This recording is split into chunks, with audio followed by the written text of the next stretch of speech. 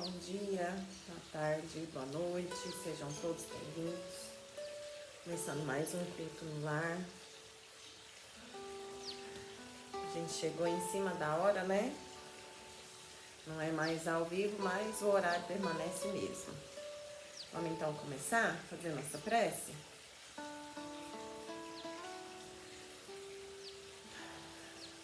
Amado Mestre Jesus, Pai Criador, Mãe Maria Santíssima, é com muita gratidão que começamos mais um culto no lar, Senhor, agradecendo a oportunidade do aprendizado, a oportunidade do amadurecimento, do estreitamento fraterno, a oportunidade, Mestre, da caridade da prece, da conexão em frequências elevadas, que a sua luz e a sua paz possam nos guiar, nos amparar, nos auxiliar e se estender ao coração de todos aqueles que habitam a nossa esfera azul. Que a luz do nosso Mestre Maior possa ser a calma que precisamos ter, a serenidade que devemos oferecer e o aconchego ao qual devemos agir para com nossos irmãos. Graças te damos hoje e sempre, Mestre. E que assim seja.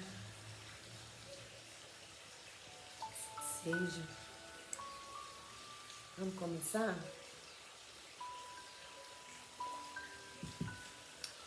Então vamos. Deixei esse trem tudo aqui mutuado, né? Fica perto, para mim fica mais fácil. Cadê minha caneta? Eita, hoje eu tô pronta para desprepar. Peraí, gente. Pronto, peguei. Capítulo 21. Haverá falsos cristos e falsos profetas. Nós estamos em Missão dos Profetas. Nós começamos na semana passada, né? O capítulo 21, reconhece-se a árvore pelo fruto. E hoje nós vamos estudar Missão dos Profetas. É pequenininha, tá? Não é grande não. Atribui-se vulgarmente aos profetas o dom de revelar o futuro, de sorte que as palavras profecias e predições se tornaram sinônimas. No sentido evangélico, a palavra profeta tem uma significação mais ampla. Disse de todo enviado de Deus com a missão de instruir os homens e de lhes revelar as coisas ocultas e os mistérios da vida espiritual. Um homem pode, pois, ser profeta sem fazer predições. Essa ideia era a dos judeus ao tempo de Jesus.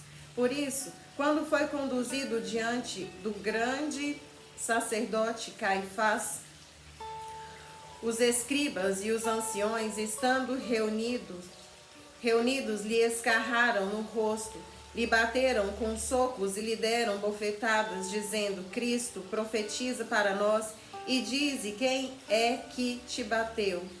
Entretanto, ocorreu que profetas tiveram presciência do futuro, seja por intuição, seja por revelação providencial, a fim de transmitir advertências aos homens. Esses fatos têm de se cumprido. O dom de predizer o futuro foi encarado como um dos atributos da qualidade de profeta. E aqui encerra então a qualidade, a missão dos profetas, né? E na semana que vem vamos estudar prodígios dos falsos profetas. Então a missão dos profetas, gente, ela não é lá assim, aquela coisa, ó, fulano é profeta, até porque hoje em dia não existe isso mais, né? Ninguém é profeta de ninguém, tá todo mundo no mesmo barco, hoje a gente tem ciência disso. Só que existe deixa eu só marcar. Existe uns que vieram realmente com a missão de dizer, de ensinar, de orientar, né? E essas missões, elas vêm se revelando com o passar do tempo, não é? Era assim, eu nasci, sabe, eu nasci. Eu vim para para cuidar do próximo Messias. Ah, é? É? Como é que você sabe? Ah, não, quando eu nasci me falaram que essa é a minha missão de vida. Não, não é assim que funciona. É todo um preparatório, é toda uma questão de escolha, né? Você vai escolhendo isso à medida que você vai vivendo, os caminhos que você vai tomando, as escolhas que você vai fazendo ou deixando de fazer, né? Então, hoje a gente vive também um comércio de profetas, de profecias, né? Principalmente por causa da internet. A internet está cheia disso.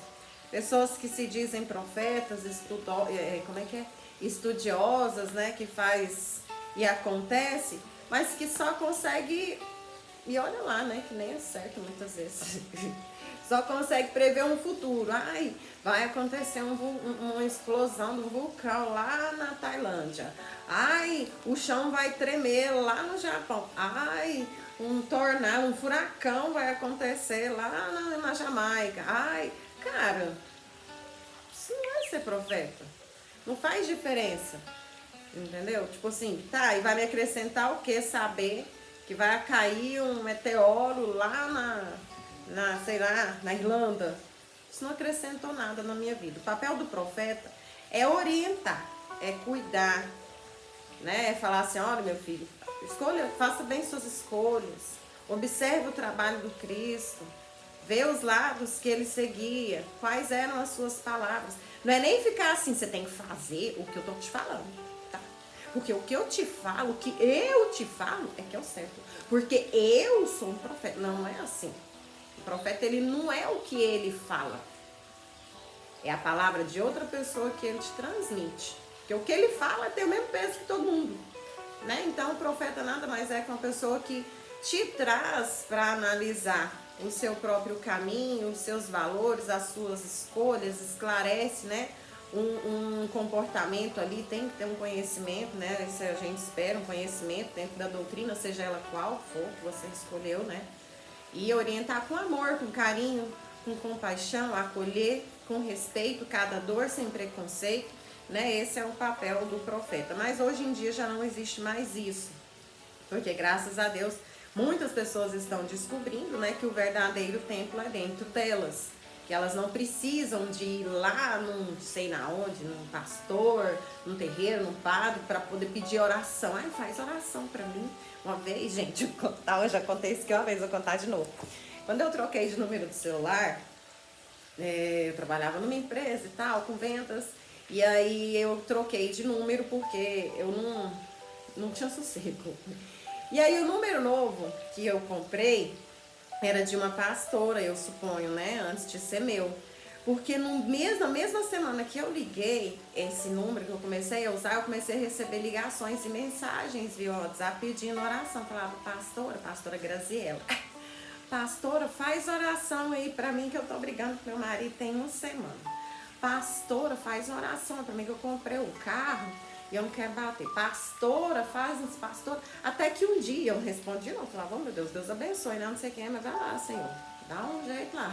Eu não sou a Graziela, não, mas ajuda.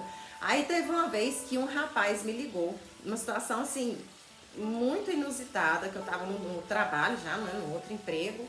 E ele me ligou em horário comercial, aos prantos, chorando, desesperado. E pedindo oração, pastora, eu preciso mais da senhora, a senhora me desculpa ligar desse jeito, tal, eu preciso que a senhora ore pra gente agora, porque eu e minha esposa, a gente tá assim, eu vou explodir, eu vou fazer, né, caca e nananã. E eu não tive nem tempo de falar que eu não era a pastora Graziela, né, eu peguei o celular, corri pra dentro do banheiro da empresa e comecei a orar com o cara.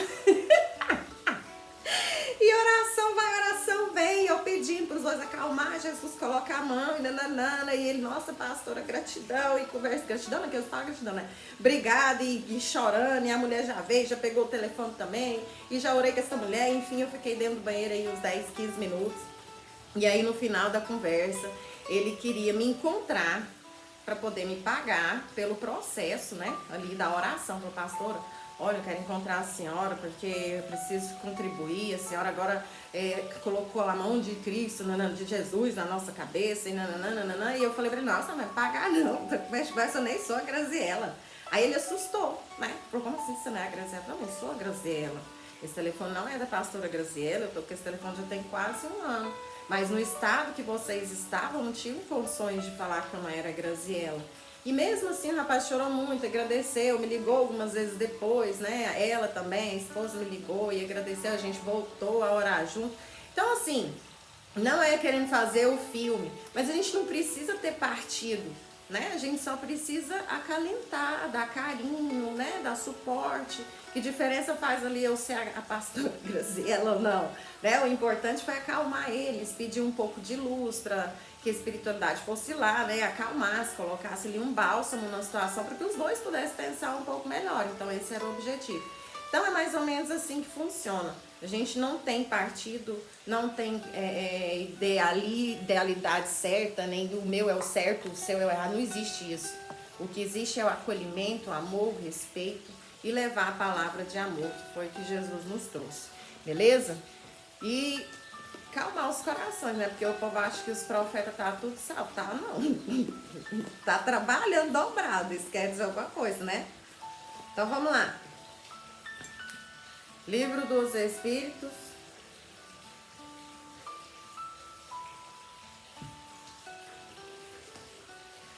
Nós estamos no capítulo 3, ou no livro 3, capítulo 10, na questão de número 863. Estamos estudando, vou voltar aqui, ó, fatalidades. Muitas fatalidades acontecendo, né, gente? A tia tá conversando até hoje, né? Igual não dá conta, mas deixa eu falar. Você lembra que eu falei pra vocês, no final do ano passado, no início desse ano, pra vocês tomar cuidado com multidão, pra vocês pararem de andar em aglomeração, poder viver mais ou menos, se isolar não, né? Quando não tava itolar, ficar doido. Mas você ficar mais na sua, com a sua galera, com o seu povo, com a sua família, para evitar a muvuca, galera, multidão, não vai pra rua na noite e sai da nada. Cara, olha o tanto que não tá louco. As pessoas estão perdendo o controle. Muitas já perderam, né? Olha quantas atrocidades, olha o Rio de Janeiro. Olha a situação da realidade que a gente está vivendo. E a gente ainda insiste em acreditar que ai, eu não tenho nada a ver com isso. Ah, isso está acontecendo lá. Não está acontecendo aqui não, está acontecendo no mundo inteiro. Então, orar e vigiar e cuida dos seus aí.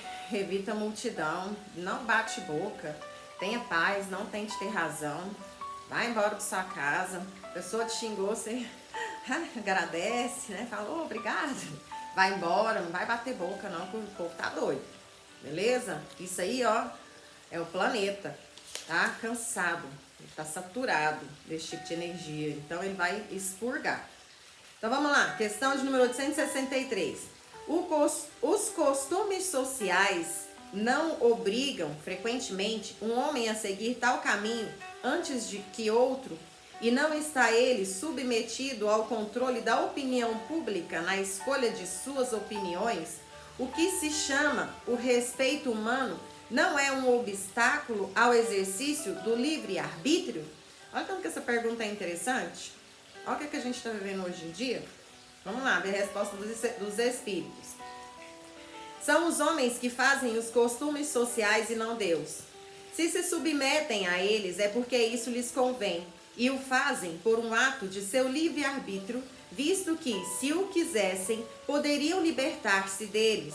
Nesse caso, por que se lamentar? Não são os costumes sociais que devem acusar, mas seu tolo amor próprio que os faz preferir morrer de fome a derrogá-los. Ninguém lhes levará em conta esse sacrifício feito à opinião pública, enquanto que Deus terá em conta o sacrifício de sua vaidade. Isso não quer dizer que seja preciso enfrentar essa opinião sem necessidade, como certas pessoas que têm mais de originalidade que de verdadeira filosofia. Há tanto contrassenso em tornar-se objeto de crítica ou mostrar-se como um animal curioso, quanto há de sabedoria em descer voluntariamente e sem murmurar quando não se pode manter-se no topo da escada. Então, o fato da gente se sentir na obrigação, para nossa, por que eu vou fazer isso? Que me ensinaram que tem que vencer na vida, me ensinaram que o melhor é quem tem, é quem chega lá. Quem chega lá Quem chega lá aonde, né? Ninguém nunca só responde. Quem chega lá. Aí muitos falam, é ter dinheiro, é ter um bom emprego, é ter uma casa boa, é ter não sei o quê. Mas se você parar para observar, uma pessoa que tem essa ideia, essa ideologia, ele nunca está satisfeito com o que tem. Ele está sempre tentando chegar lá, né? Buscando então a sua satisfação da vaidade, do ego, porque Deus não cobra nada disso, né? Não tem que dar satisfação para ninguém. Eu sou uma pessoa que aprendi a não dar satisfação para ninguém. Não posto minha vida na internet. Ninguém precisa saber o que eu faço, onde eu vou, como que é meu cotidiano, minha vida, o que eu como. E eu acho ótimo isso. No começo foi super estranho. Pessoas que eu não imaginava chegavam e falavam assim, o que você faz? O que você faz o dia inteiro? Cara, não é dessa conta. O que te interessa? Nossa, porque eu nunca vi nada nas suas redes. Porque eu não quero que ninguém veja. Se eu quisesse, eu colocaria. Entendeu? Então existe aí uma necessidade social de mostrar, né? Antigamente era a alta sociedade, porque não tinha internet. Então as pessoas elas tinham que se autoafirmar. Então elas prezavam pelo nome, pela imagem. Hoje ainda é assim, né? Mas com a internet ficou mais explícito. Então tem gente que gosta. Eu particularmente não gosto. Tudo que eu divulgo e estraga, dá ruim. É um ciclo de inveja gigantesco. E para quem tem sensibilidade sabe que as frequências, internet, essas frequências, assim, elas transmitem energia, assim, a energia que a pessoa colocou ali naquela, por exemplo, vamos explicar direitinho, a foto. A pessoa quando ela coloca a foto, ela posta a foto com uma energia, com uma frequência. Essa frequência, ela atinge as outras pessoas que a vê, que acessa, que tem reação, que tem conexão. Então isso é muito, muito ruim, né? Se você for pegar como exemplo aí, as pessoas famosas, quão doentes mentalmente, emocionalmente elas estão, né? Essas pessoas que são públicas, 90% delas aí estão doentes. Se for pegar uma pesquisa a fundo, você vai ver que elas estão buscando uma orientação religiosa. Luna, não está ocupado. Uma orientação religiosa, uma orientação psicológica. Muitos estão tendo crises de ansiedade, né? Muitos estão tendo crises de pânico, crises de depressão. Tem uns que a bitola, tem uma dupla aí, eu não sei como é que ela chama, Samara e Sinhara, Manara ali. Uma aí que as duas separaram, a outra tá completamente louca, né? Então, esse fluxo de energia para pessoas que não se preparam, ele é muito destrutivo. Então, a internet faz isso e as pessoas não têm consciência. Ah, eu não acredito. Tô nem aí. Problema seu. Eu acredito, tô me protegendo e depois que eu parei deu super certo. Então, vamos lá. Questão de número 864. Se há pessoas às quais a sorte é contrária, outras parecem ser favorecidas, porque tudo lhes sai bem. A que se prende isso? E os espíritos respondem: frequentemente é porque elas sabem escolher melhor, mas isso pode ser também um gênero de provas, pois o sucesso as embriaga e confiam-se ao seu destino, pagando, no geral, mais tarde esses mesmos sucessos por cruéis reveses que poderiam evitar com a prudência, né? Isso aqui é o mundo girando. E a gente vê, nossa, tô vendo tanto mundo girar, a gente não fala, né? Porque é feio. Falar assim, falei pra você, é feio, né? É chato. Isso prova que você também não entendeu muito bem, né? O seu processo, porque ninguém tem o direito de cobrar nada de ninguém. Mas que tem de mundo girando por aí, que Deus abençoe. Deus dê luz, força, poder superar, porque não é fácil. Vamos lá, pergunta de número 865. Como explicar a chance que favorece certas pessoas nas circunstâncias em que nem a vontade nem a inteligência interferem? O jogo, por exemplo. E os espíritos respondem: certos espíritos escolheram anteriormente certas espécies de alegria. A chance que os favorece é uma tentação. Aquele que ganha como homem perde como espírito. É uma prova para seu orgulho e sua cupidez. Por isso que o mundo gira, né? Porque uma hora está lá em cima, aí o povo tá te avaliando, né? A espiritualidade tá avaliando, hoje ele tem a graninha, vamos ver como que ele se comporta. Aí a pessoa detona geral, trata todo mundo como se todo mundo fosse assim, favorecido de te conhecer. É o favor que vocês estão fazendo de existir, né? E aí quando desce, ai, ninguém tem misericórdia comigo, ninguém tem paciência comigo, ai, coitado de mim. Então é esse processo de avaliação. Por isso que existe esse processo de facilidade. Ai, fulano tem uma facilidade tão grande na vida de conseguir dinheiro, né? Coisa estranha, fulano outro ali luta, então cada um tem sua prova. Mas o mundo gira, tá? Pode esperar. A vida ela é em ondas, ela não é em linha. Pergunta de número 866. A fatalidade que parece presidir aos destinos materiais de nossa vida seriam, pois, o efeito do nosso livre-arbítrio? E os Espíritos respondem: tu mesmo escolheste a tua prova. Quanto mais rude ela for e melhor a suportar, mais te elevarás. Aqueles que passam sua vida na abundância e na felicidade humana são espíritos frouxos que permanecem estacionários. Assim, o número dos infortunados sobrepuja em muito o dos felizes desse mundo, já que os espíritos procuram, na maioria, a prova que resulte a mais frutífera.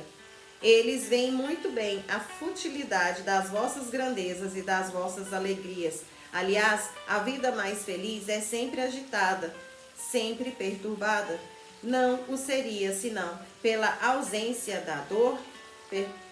Vide, para melhor compreensão, questão de número 525. Então, aqui prova que a gente escolhe tudo, né? Por isso que a gente fala que não existe injustiça. A gente escolhe o tipo de prova. Ai, vamos combinar, gente? Vamos parar para pensar. A gente tá lá no plano astral, já entendeu todo o processo, aí sabe que tem que reencarnar. Cara, ninguém quer reencarnar. A gente reencarna porque precisa. Porque é a mesma coisa de querer morrer. Ah, você quer morrer? Não, ninguém quer morrer. Minha vida aqui tá ótima, por que eu vou morrer?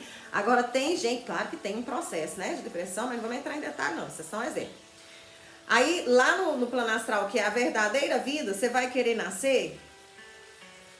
A gente fala que quer porque precisa, mas falar você quer? Não, claro que não, quero ficar aqui, por que eu quero ir pra lá sofrer? Aí você já tem que vir pra cá. Você vai escolher uma prova branda? Você resolver, aí depois tem que vir de novo, resolver outra, tem que resolver de novo, resolver outra, resolver de novo, resolver outra. Ou você já quer que cumule um tanto bom, pra você dar só a cajadada, buf, e ver se você consegue. Tá? Mais ou menos esse mesmo processo, tá? Se eu tô passando por provas difíceis, é porque eu preciso e escolhi passar por isso. Porque eu quis aproveitar ao máximo a minha oportunidade. E o fato de fulano, por exemplo, ter muita grana, tá passando, vive no oba-oba, tá lá em Dubai, hoje amanhã tá lá em Madrid, depois de amanhã tá lá na Espanha. Cara, ele também tem a prova dele. Porque vai chegar em algum momento que ele vai ter que responder por tudo isso.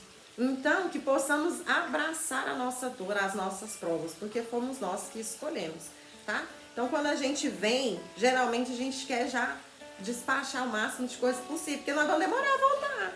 A gente não vai bater lá e voltar pra cá, não. A gente bate aqui, fica aí male uns 92 anos. Tem uns ninjas aí, né, que vivem 100 e tantos anos. Deu beleza, ficar mais de um século aqui passando prova. Mas aí a gente vem, passa aqui uns 90 anos, volta pra lá, passa uns 200, 300 pra voltar, né? Assim não, bati lá e... Como é que foi a encarnação? Foi, tô de volta. Ah, vamos voltar? Vamos voltar. Não, não é assim não. É todo um processo. Então ele tem que ser muito bem aproveitado. E por isso que muitas das vezes é muito difícil, tem muitas dores, muitas provações e muitas transformações. Ninguém quer mudar, né? Então vamos lá, mais preciso. Pergunta de número 867. De onde vem a expressão nascer sob uma feliz estrela? E os espíritos respondem: velha superstição que ligava as estrelas ao destino de cada homem. Alegoria que certas pessoas têm a tolice de tomar ao pé da letra. Então tá aí, né? A gente encerra essa passagem. Deixa eu voltar aqui rapidex pra gente ver. Fatalidade, né? A gente encerra aí fatalidade e começa na semana que vem. Conhecimento do futuro. Então, gente, não existe fatalidade não, viu? Existem escolhas. Ai, fulano sofreu um acidente, foi uma fatalidade. Tá, então vamos pegar antes do acidente. Vamos analisar todos os lados de todos os envolvidos. Uma análise atemporal. Aí a gente vai perceber que realmente o processo não foi uma fatalidade, foram escolhas, conscientes ou inconscientes, mas foram todos escolhas. Beleza? Então a gente encerra aqui o estudo do livro dos Espíritos de hoje. E vamos para o nosso tapa na cara semanal. Vixe, vixe. Hoje eu pus foi tudo aqui, não sei nem o que eu quero, hein? Semana passada, semana retrasada. Ai, vamos esse aqui. Vamos esse daqui, grande. Do Chico. Chico Xavier e suas mensagens no Anuário Espírita. Vamos lá. Grandeza. De Emmanuel. Ou só aprendo Emmanuel. Só a leitura do Emmanuel, que tá uma porrada de... Emmanuel tá puxando minhas orelhas. Será que pelo menos Emmanuel sabe que eu existo? Então vamos lá. Pergunta de número 54. A prepotência, né? Nascendo no coração da menina. Vamos lá. Grandeza de Emmanuel. Quanto mais avança o tempo nas trilhas da história, apartando-se-lhe da figura sublime, mais amplo esplendor lhe assinala a presença. Ele não era legislador, e a sua palavra colocou os princípios da misericórdia nos braços da justiça. Não era administrador, instituiu na caridade o campo da assistência fraternal, em que os mais favorecidos podem amparar os irmãos em penúria. Não era escritor, inspirou e ainda inspira as mais belas páginas da humanidade. Não era advogado e ainda hoje é o defensor de todos os infelizes. Não era engenheiro e continua edificando as mais sólidas pontes, destinadas à aproximação e ao relacionamento entre as criaturas. Não era médico e prossegue sanando os males do espírito, além de suscitar o levantamento constante de mais hospitais e mais extensas obras de benemerência capazes de estender alívio e socorro aos doentes. Ensinou a prática do amor, renunciando à felicidade de ser amado. Pregou a extinção do ódio, desculpando sem condições a todos aqueles que lhe ultrajaram a existência. Não dispunha dessa ou daquela pessoa na ordem material dos homens e enriqueceu a terra de esperança e de alegria. Não viajou pelos continentes do planeta, mas, conversando com alguns necessitados e desvalidos na limitada região em que moravam, elevava constantemente os destinos da vida comunitária. Embora crucificado e tido por malfeitor há quase 20 séculos, quando os povos tentam apagar-lhe os ensinamentos, a civilização treme nas bases. Esse homem que conserva consigo a sabedoria e a beleza dos anjos tem o nome de Jesus Cristo. O seu imenso amor é a presença de Deus na terra e a sua vida é e será sempre a luz das nações. E que assim seja. Aê, 1988. Tão lindo, mano, é tão lindo, né? Oh, meu coração. Ai, gente, vai ver, é por isso que eu só aprendo, mano, né? Gosto muito, acho lindo. Até os tapas na cara que ele dá é de luva de película. Ai, doeu, mas tudo bem. A gente entende. Emmanuel, ele é o cara mesmo. Muita sabedoria, muita sensatez, muita serenidade e, quando é preciso, também um punho muito firme, né? Mas eu acho que essa leitura foi pra mim. Foi pra mim. Mais uma vez, eu acho que é sempre pra mim, né? Mas eu acho que é pra todos, né? Mas foi bem pra mim mesmo. Às vezes eu me questiono muito por que as pessoas brigam e fazem atrocidades em nome da religião, né? Em nome de Deus, muitas vezes nem é de Jesus, porque eles nem acreditam em Jesus. Mas por que, meu Deus, que o homem ele rejeita tudo aquilo que ilumina, tudo aquilo que traz lucidez? Por que ele é tão agressivo? Por exemplo, quantas pessoas deixaram de estar comigo? Quantas pessoas literalmente deixaram de me seguir? Não só na vida ou como amigo, mas também nas redes sociais, por eu optar em estar orientando, né, trazendo ali uma fé mais raciocinada, mostrando coisas que me ajudaram a melhorar, que me levantaram em momentos de dificuldade. E eu percebi, dentro dessa leitura do Emmanuel, como uma lâmpada acesa, acendendo na minha memória, que é porque o mais difícil do trabalho que a gente opta em fazer é explicar de forma serena, calma e branda para as pessoas que estão em total sofrimento e desespero que esse processo é criado por elas. Foram elas que criaram, como o Evangelho e o Livro dos Espíritos nos mostrou agora. E é muito difícil dentro do processo de afogamento, né? Quem afoga não consegue ter etiqueta, a gente sabe disso, o desespero não permite a pessoa conseguir receber isso com serenidade, falar, nossa, minha vida tá um desastre, meu trabalho num lugar horrível, as pessoas com quem eu ando são pessoas artificiais e rasas, sem nenhum tipo de profundidade a acrescentar, nem no meu campo intelectual, emocional, nada.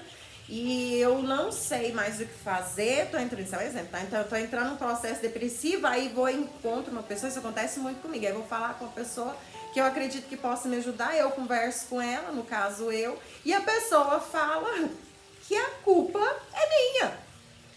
Você tá doida? E fica com raiva, né? E muitas vezes te agride verbalmente, muitos anos depois, muitos anos, quando desperta, ou quando acalma, ou quando sei lá o que acontece, a pessoa volta. Muitas vezes volta como se nada tivesse acontecido, né? E tenta se reaproximar, ou a pessoa volta e simplesmente pede desculpa mesmo, que eu acho mais bonito, porque é natural a pessoa ter essa reação, quando ela percebe que o fato da minha vida ser essa loucura é culpa minha. Né? Eu demorei a entender, mas agora eu entendi, o processo está diferente, eu vim aqui te pedir desculpa, nanana. Então é natural. E eu acho que essa é a resposta, né? É amar sem esperar ser amado. Foi esse o gatilho que me fez entender por que as pessoas crucificaram Jesus, por que elas sempre crucificam, por que elas sempre diminuem, por que elas sempre destroem aqueles que querem iluminar. Porque quando eles iluminam, mostra a sujeira delas. Aquela sujeira que era disfarçada. E isso incomoda muito. Tem que ter um ato de humildade muito grande para perceber e aceitar de fato que este ponto da minha vida não me satisfaz, porque eu estou errando. Eu estou errando em algum momento. Não é porque fulano errou comigo que eu estou errando, ou porque minha mãe não fez isso, ou porque meu pai foi ausente, ou porque não. O erro está em você. Então é muito difícil a pessoa aceitar isso de bom grado, de alegria e de coração aberto. Mas o tempo tá aí, né? Nada como um espaço para deixar o tempo fazer o trabalho dele. Vamos lá então? Deixar os nossos olhos e levar nosso pensamento ao nosso Mestre Jesus, agradecendo a oportunidade de estudar, de trabalhar, de compreender, de amadurecer, de crescer, de expandir. Perdão por sermos ainda tão ingratos, imaturos, egoístas, infantis, mas que possamos, Mestre, a cada dia, a cada passo, elevar um pouco mais a nossa frequência em direção ao amor, em direção à paz, ao respeito, à compaixão e à fraternidade. Graças te damos hoje e sempre, Mestre, e que assim seja. Que assim seja. Vamos lá? Eu já falei um tanto além da conta, né? nada não.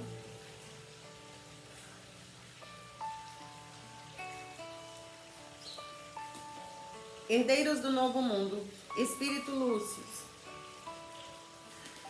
Pelo médium André Luiz Roriz, a gente está estudando então como que funciona aí os trabalhos espirituais, né? A convivência dos médiuns que recebem grandes espíritos de grandes nomes, como que é a vida deles, se eles são mais evoluídos, se não são, se eles são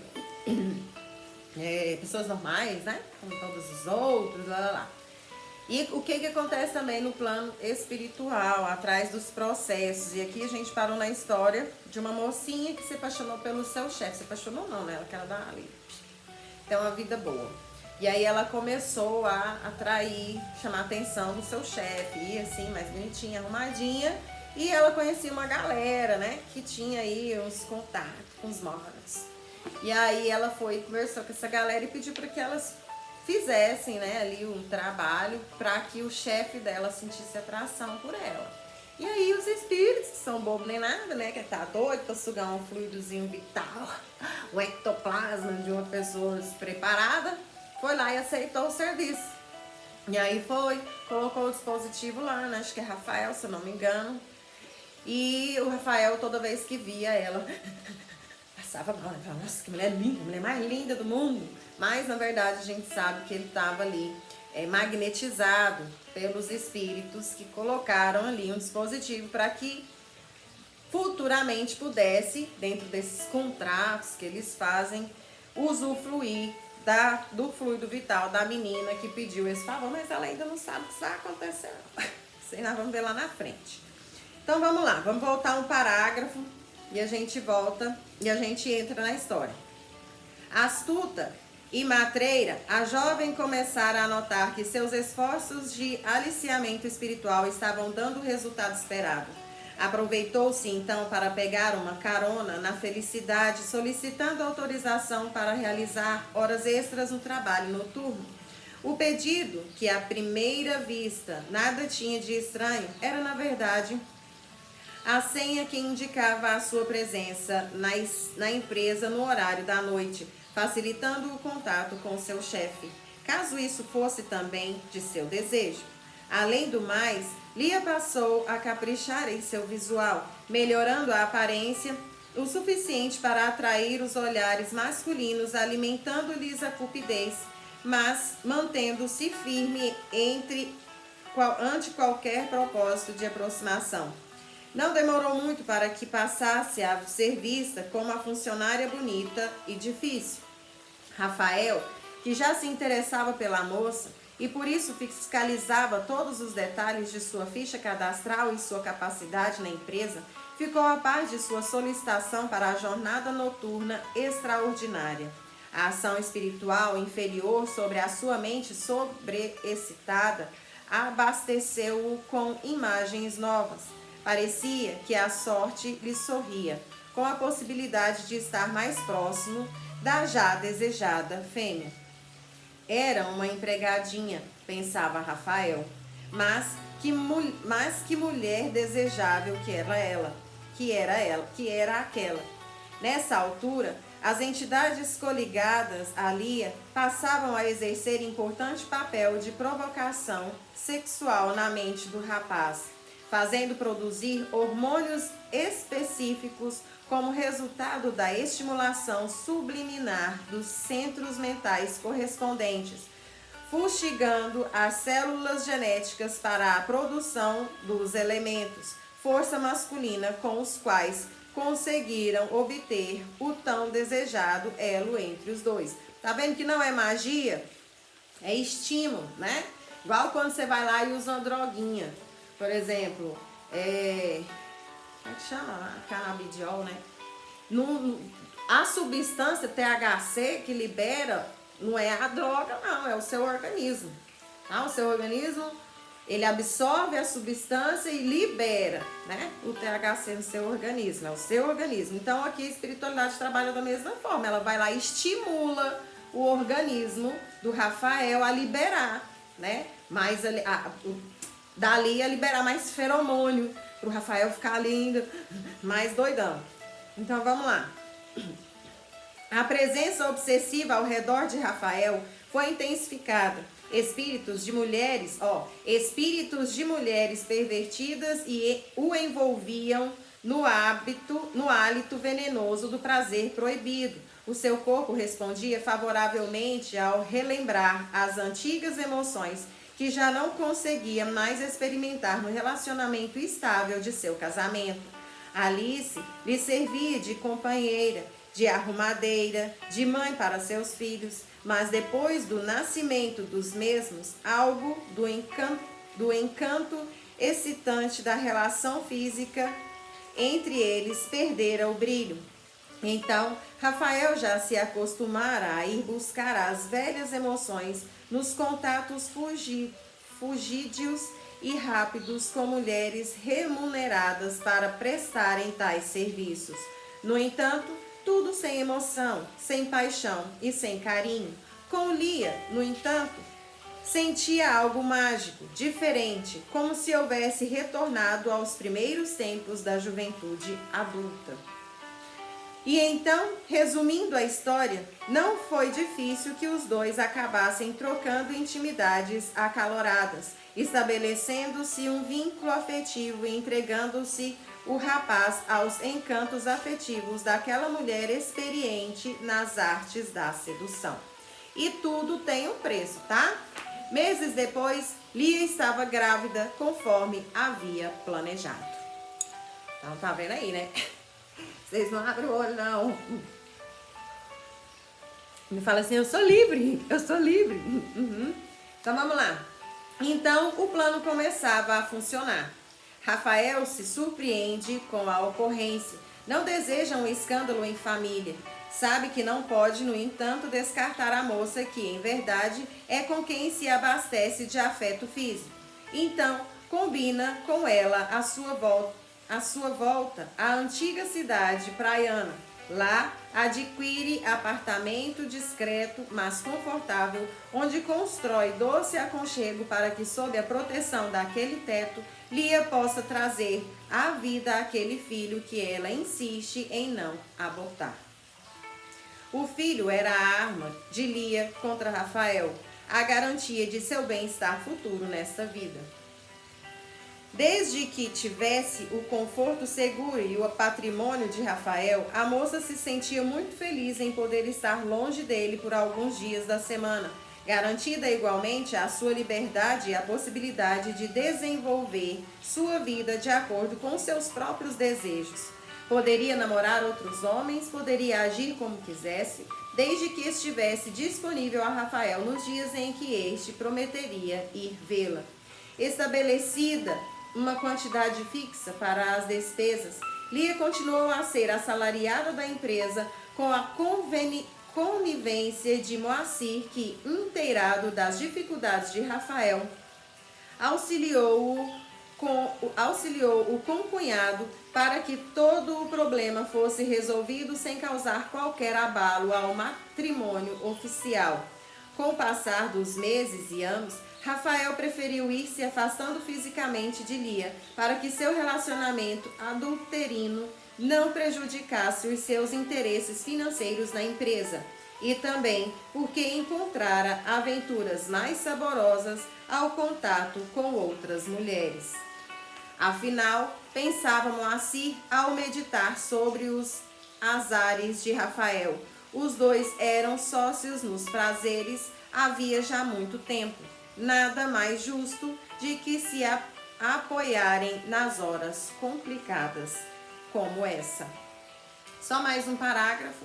Rafael estava nas mãos das entidades inferiores que o dominavam por meio de tais sensações, arruinando lentamente suas forças, ao mesmo tempo em que iam se aproveitando de todas as energias que produzisse na vivência leviana que cultivava. Ou seja, além dele, tá sendo ali absorvido as energias vitais, dele ter sido vítima da Lia, pelo processo de interesse financeiro que ela queria, planejou direitinho, ele se apaixonar por ela e tal, ela engravidar, papapá. E aí, além desse processo, os obsessores permaneceram com ele depois dali ter conseguido tudo que queria, porque ele mesmo oferecia tudo que eles precisavam. Jogo, cachaçaiada, né? Essas orgias por aí, e loucura, festa, traição. Então, tudo que eles precisavam, então, Rafael tinha para oferecer. Então, ficou fácil, né? Eles terminaram o serviço e ainda acharam ali um lanchinho para ir degustando toda vez que ele tivesse fluidos a oferecer. E é isso que, de fato, nós somos de uma certa forma, né? Lanchinhos, gados ordenhados de forma energética, de espíritos menos instruídos, menos favorecidos. Então, um beijo no coração de vocês. A gente encerra aqui hoje. Quero agradecer a todos que nos acompanham, por estar conosco, por participar, pelos comentários, os recados carinhosos. Muito obrigada, gente, por tudo. E que a luz do nosso Mestre Jesus possa se estender até os corações de vocês e de todos aqueles que te cercam. Beijo, beijo, muito obrigada e até semana que vem. Tchau, tchau.